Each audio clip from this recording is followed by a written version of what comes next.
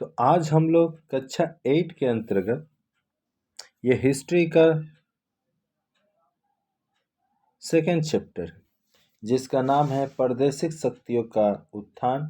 और इस चैप्टर से संबंधित कुछ महत्वपूर्ण प्रश्नों को इस वीडियो में हम लोग कवर करने वाले हैं। तो चलिए उन प्रश्नों को देखा जाए। उससे पहले आप सभी दर्शकगण से अनुरोध है कि अगर आप हमारे चैनल पर फर्स्ट टाइम आए हैं तो चैनल को सब्सक्राइब कीजिए और साथ ही साथ बेल आइकन के बटन को ना प्रेस कर दीजिए, जिससे कि कोई भी नोटिफिकेशन आप तक सबसे पहले पहुंचे। चाहे वो एग्ज़ाम से संबंधित क्वेश्चन पेपर हो, चाहे वो आपके कक्षा से संबंधित विभिन्न विषयों का वीडियो हो, इन सभी की जानकारी आप तक सबसे शीघ्र पहुँच सके। तो चलिए पहला संक्षिप्त उत्तर वाले प्रश्न के अंतर्गत पहला प्रश्न कि फारुखसियर के फरमान का क्या महत्व था। तो मुगल सम्राट फारुखसियर के फरमान ने ब्रिटिश ईस्ट इंडिया कंपनी को कौन फरमान दिया था? तो मुगल सम्राट फारुखसियर ने किसे दिया था? तो ब्रिटिश ईस्ट इंडिया कंपनी को बंगाल में कर मुक्त व्यापार करने के लिए अबाध पथ खोल दिया। यानी ये मुगल सम्राट फारुखसियर इसने ब्रिटिश ईस्ट इंडिया कंपनी को क्या किया कि बंगाल में व्यापार करने के लिए ना कर मुक्त यानी कर को मुक्त कर दिया। बोला कि जाइए आप बिना कर के ही व्यापार कीजिए। और आने वाले भविष्य में इसी फरमान ने ब्रिटिश कंपनी को राजनीतिक और आर्थिक नीतियों को तय करने में महत्वपूर्ण भूमिका निभाई। यानी आने वाला समय में ये जो कर मुक्त जो फारुखसियर ने किया था, और इसी के चक्कर में क्या हुआ कि जो ब्रिटिश कंपनी की जो राजनीतिक या आर्थिक जो नीतियां थी वह तय होने लगी आने वाले समय की। किसने कब और किस प्रकार हैदराबाद में प्रादेशिक शासन की प्रतिष्ठा की? तो 1740 में निजाम के शासन में स्वाधीन हैदराबाद राज्य प्रकाश में आया। 1740 में क्या देखा गया कि निजाम के शासनकाल स्वाधीन हैदराबाद राज्य प्रकाश में आया। मुगलों के शासन को निजाम ने अस्वीकार कर दिया, बोला कि नहीं, हमें नहीं पसंद है मुगल का शासन। और हैदराबाद के मुगल सम्राट के नाम की भी मुद्रा भी चलती थी। अब सोचिए, हैदराबाद में मुगल सम्राट के नाम की मुद्रा भी चलती थी, यहाँ तक कि सम्राट के नाम पर खुतबा का पाठ भी होता था। फिर भी वास्तव में प्रशासन के सब प्रमुख कार्य निजाम अपने अनुसार चलाते थे और मुगल सम्राट तक कोई समाचार पहुंचता ही नहीं था। अगला है प्लासी की लूट क्या है। तो प्लासी के युद्ध के बाद अंग्रेजों ने सिराज पर आक्रमण करने के बदले, यानी जब प्लासी का युद्ध हुआ 1757 में, और किसने किया था? तो बंगाल के नवाब, किसके बीच में? बंगाल के नवाब सिराजुद्दौला और एक तरफ अंग्रेज कंपनी थी। तो यहाँ बता रहे प्लासी के युद्ध के बाद अंग्रेजों ने सिराज से कलकत्ता पर आक्रमण करने के बदले, कि काहे आखिर आपने कलकत्ता पर आक्रमण किया था, उसके बदले 1,11,00,000 उस युग में क्षतिपूर्ति के रूप में लिया। और उसके अतिरिक्त जो लॉर्ड क्लाइव गवर्नर था जनरल, उसने क्या किया, कंपनी के उच्च पदाधिकारियों ने व्यक्तिगत रूप से पर्याप्त धन कमाया।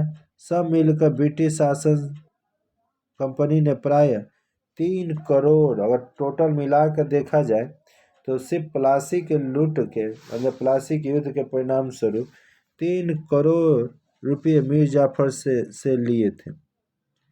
कौन? मीर जाफर, यानी कि जो बंगाल का नया नवाब बना।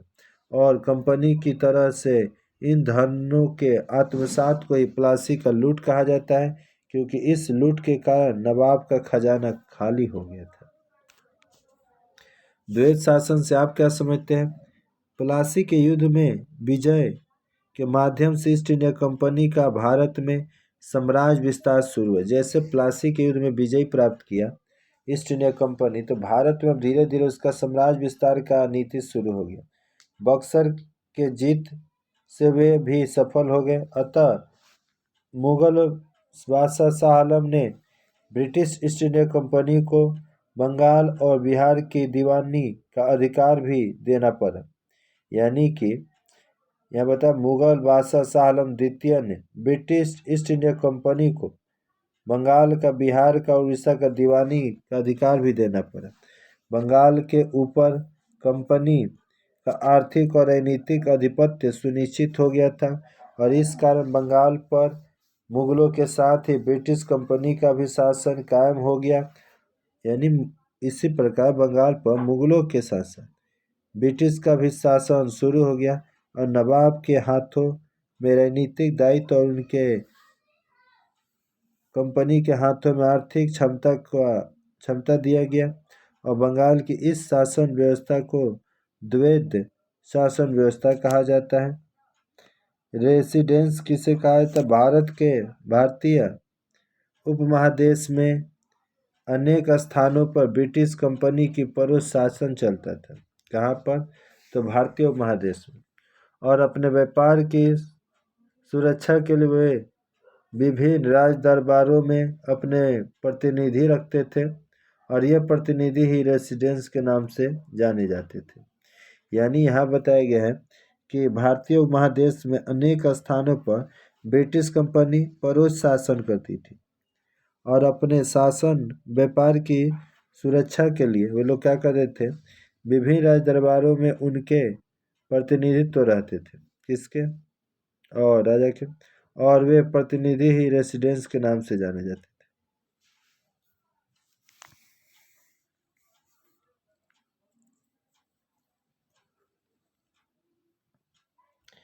ब्रिटिश रेसिडेंस का क्या काम है?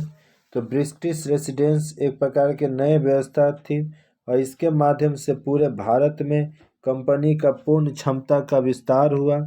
कंपनी की नज़र बचाकर स्वाधीन भारत में कार्य करने वाले भारत काम करने की क्षमता भारतीय राजाओं में पर्याप्त नहीं था और उनके राज्य की व्यवस्था स्थानीय ब्रिटिश रेसिडेंट ही करते थे।